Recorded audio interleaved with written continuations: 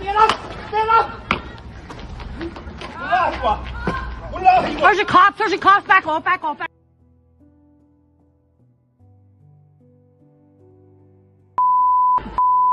Come on! Get on them! Let him go die! No, he's not. Yes! Stand up! Stand up!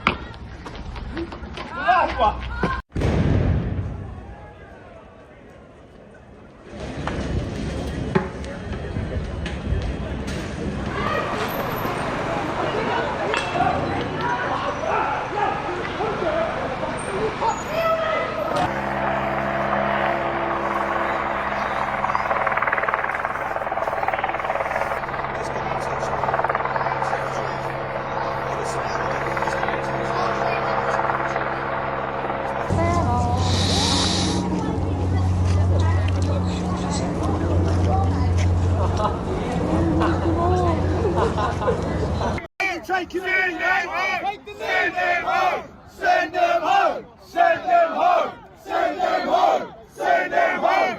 Send them home!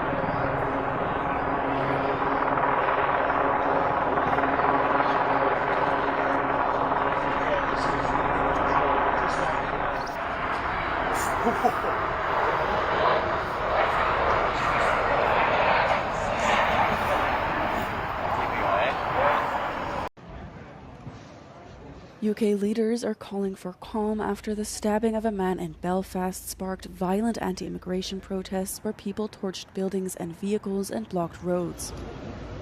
A Sudanese man was arrested on Tuesday in relation to the stabbing attack that was captured in a graphic video that shocked the country. As anti-immigration figures, including Reform Party leader Nigel Farage, demanded details about the attacker's background, the Interior Ministry confirmed he was a Sudanese asylum seeker. Northern Ireland's leaders urged people not to incite hate and fear or target particular communities after reports emerged that protests were planned. Tensions were already high in Britain after violent skirmishes last week in Southampton over the police handling of the murder of Henry Novak, a young white student stabbed to death by a British Sikh man. Tech billionaire Elon Musk chimed in again on social media following the attack in Belfast, retweeting a post by far-right activist Tommy Robinson. UK Prime Minister Keir Starmer had previously accused Musk of fueling division in Britain over his comments on Novak's murder. A bloodied victim struggling to survive, while a deranged migrant attacker pins him to the ground and allegedly tries to behead him in the middle of a UK street, until locals rally to help and fight off the blood-soaked knife men. What do we know about the viral barbaric attack in Northern Ireland? And who is the Sudanese migrant who has been arrested? Here's everything you need to know. On June 8th, viral videos started to circulate showing what some have described as, quote, something out of a horror movie. A bloodied, knife-wielding migrant pinning down another man and repeatedly stabbing him in the head and neck in a residential area in North Belfast. According to the BBC, police recovered a kitchen knife at the crime scene.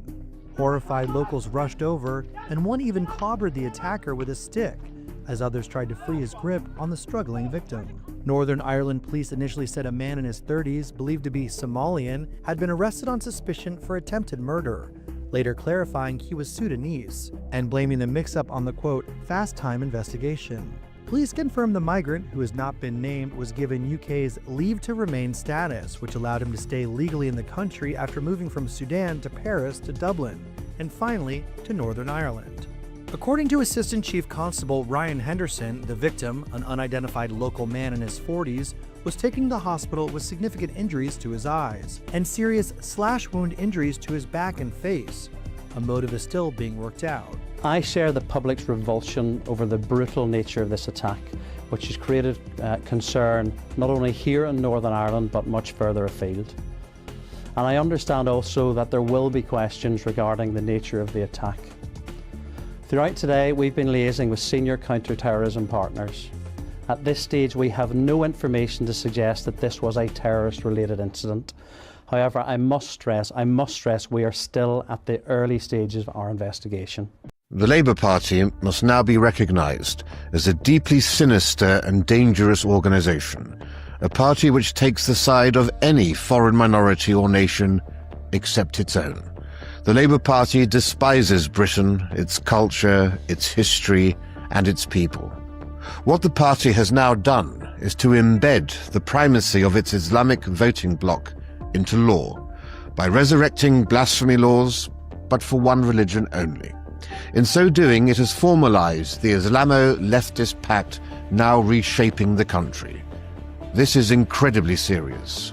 If you want to know the path on which we are headed and that we are bequeathing to our children, look at Lebanon, look at the Balkans, and above all, look at Iran.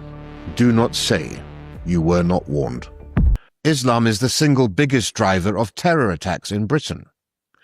Approximately 1 in 100 Muslims in this country is on MI5's terror watch list, which is at least 43,000 people. According to the head of the Metropolitan Police's counter-terrorism unit, 90% of those people are Muslims. According to MI5 and others, 75% of current anti-terror investigations are dealing with Islamic terrorism. Are we free to discuss these facts? Nobody knows. This is who the British left now are, the cowering handmaidens of Islamist thuggery, the bag carriers of child rape gangs, and the betrayers of centuries of British liberties. There are no words strong enough for how dangerous these people are.